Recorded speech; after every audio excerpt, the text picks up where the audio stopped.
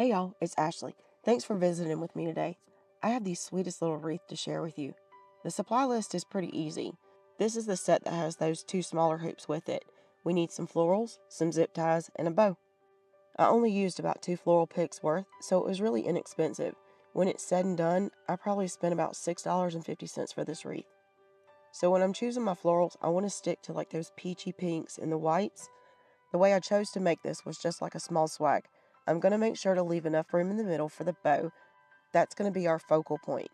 Because it's a swag, I'm going to keep the two sides relatively similar.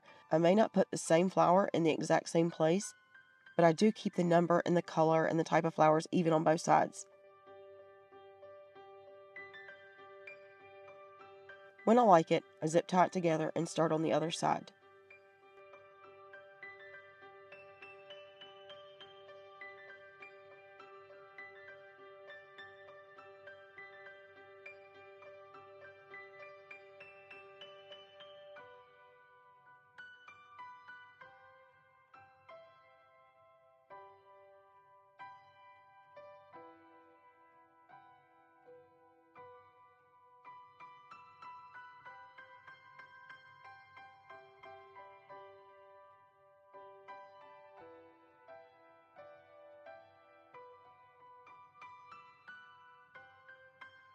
Now I'm going to zip tie this to the hoop in different places so the florals don't flip.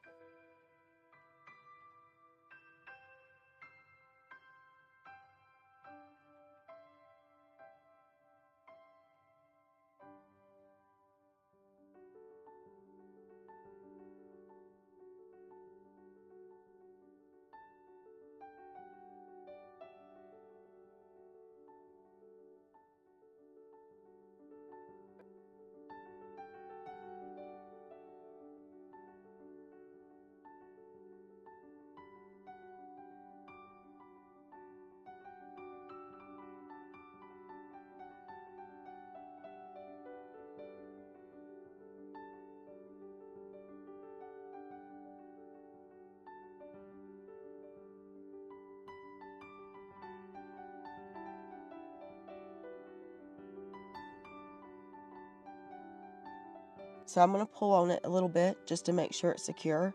Keep in mind that gravity is going to make them settle, so it's important that we reinforce them. I'm layering 3 ribbons. I'm going to use a pink velvet as the base, a soft organza for movement, and a thinner glitter ribbon for a little bit of detail. All 3 of these I got at Walmart. This is just your classic loop and twist bow. I'm going to keep my loops fairly even so it stays balanced.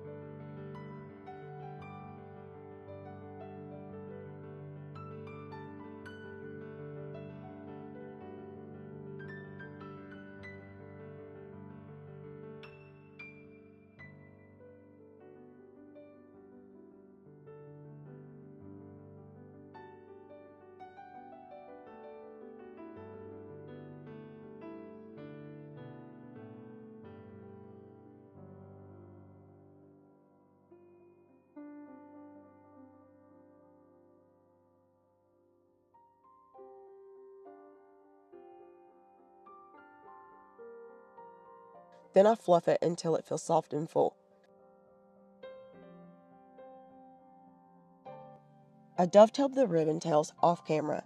This little detail always makes it look more finished. I zip tie the bow right into the center space we left. Trim the zip tie tails, and that's it.